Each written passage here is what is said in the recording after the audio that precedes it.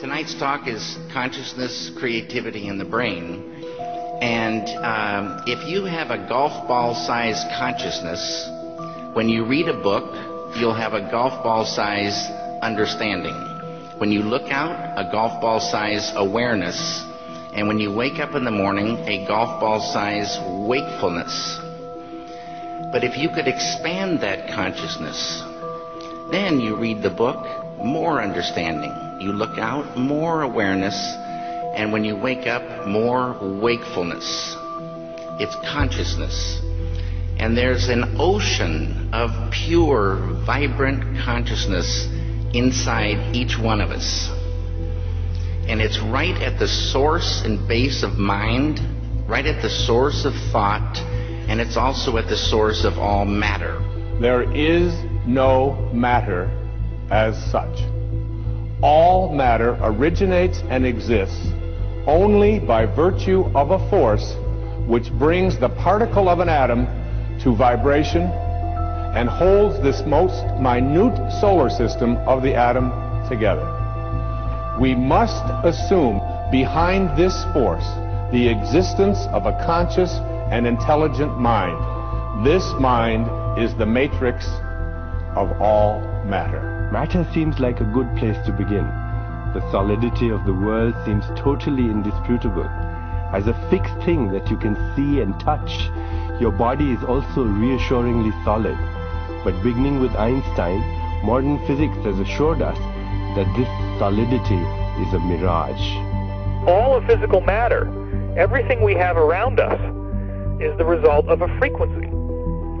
And what that also means is that if you amplify the frequency, the structure of the matter will change.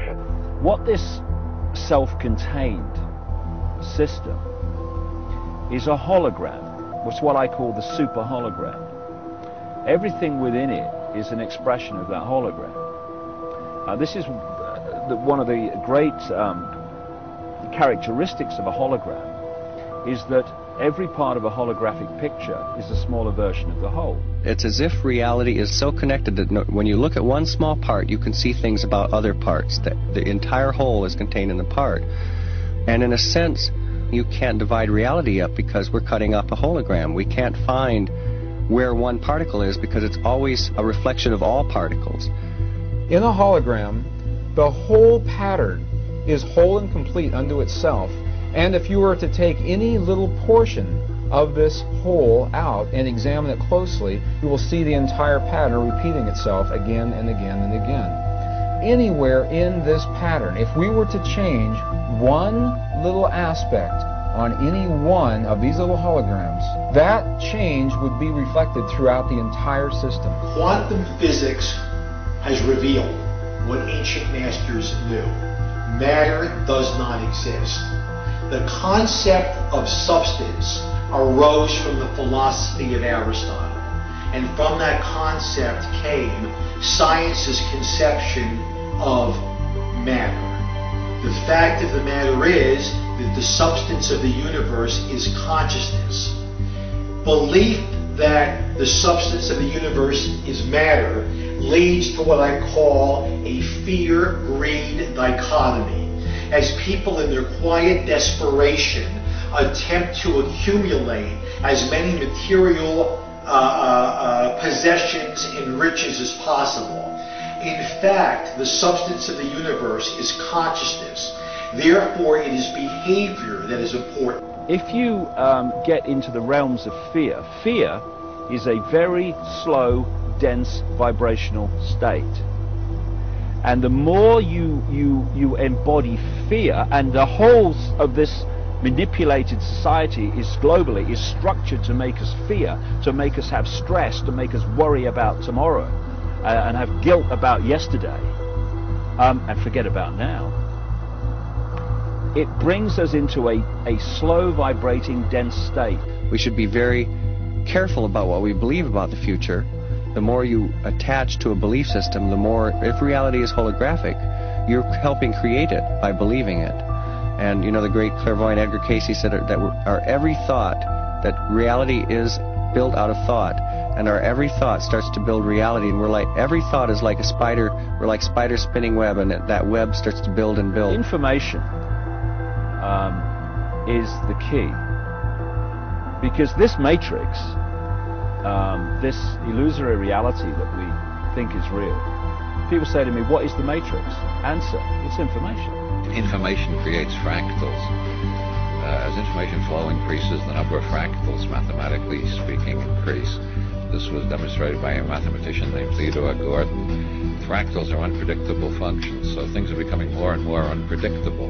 When you start getting into fractals and chaos theory, when you look at it in terms of a society, this is where it starts to cross over into the so-called Illuminati or the negative elite, the world leaders with their philosophy of order out of chaos. There is some truth to that, in the sense that when the system becomes highly destabilized, there will be random shifts that suddenly self-organize into higher complexity. At the subatomic level, reality behaves in accordance with the expectation of the observer, or the measurer, the scientist. Why is that remarkable? Because everything in the universe is composed of those subatomic particles. These atoms are particles that are whirling at lightning speeds around huge empty spaces, and the particles aren't material objects. They are fluctuations of energy and information in a huge void of energy and information. What the science now is showing is that when you can change the field that the atom is in, you change the atom. And we're made of those atoms. So when we have feelings in our hearts, we're changing the field that connects the stuff everything is made of, and we literally are altering our physical reality. Once you establish the reality we live in, and the nature of what the physical body is, it's a biological computer, and the nature of what we are, which is consciousness, and then you start, as I have, looking at the way this world is structured and how it works and why they do this and why they do that, it suddenly brings into crystal clarity why the world is structured as it is. Because, you know, people look through their eyes and they think this is the world, but it isn't. It's a tiny, tiny frequency range within an infinite energy field of infinite frequency ranges.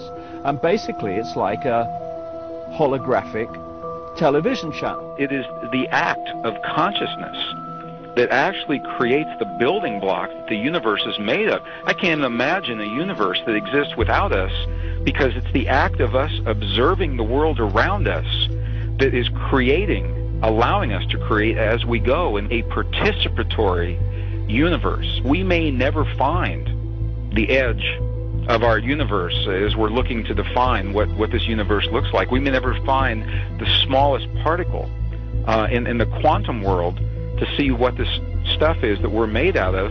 And the reason is because everywhere we look, everywhere that consciousness explores with the expectation that something will be there, that exploration, that act of looking, observation, is the act that creates something for us to see. That we are actually building this universe as we go. Consciousness is the programming language of the universe. We are consciousness conductors. That's what we do. That's who we are. Consciousness comes through us. It emanates from us. We are the creators. We are the ones who are targeted on this planet because we are the ones who transmit the reality just like everybody else does. If you switch your brain off and you are sucked into the mainstream media illusion, we must understand that we are being used because we create reality. So if we are manipulated in a certain way, and if we are modulated in a certain way, then our creation becomes not ours but somebody else's. And what happens if we all do it? Everyone in this room decides to take control of reality. I'm talking about reality. I'm talking about quantum physics. I'm talking about taking control of things from the quantum level up, from the molecular level up, and it works. What I think is we're actually dealing with is as I say, some kind of operating system that can be hacked using words. The world is like a ride at an amusement park, and when you choose to go on it, you think it's real, because that's how powerful our minds are. And the ride goes up and down and round and round. It has thrills and chills, and it's very brightly colored, and it's very loud, and it's fun for a while.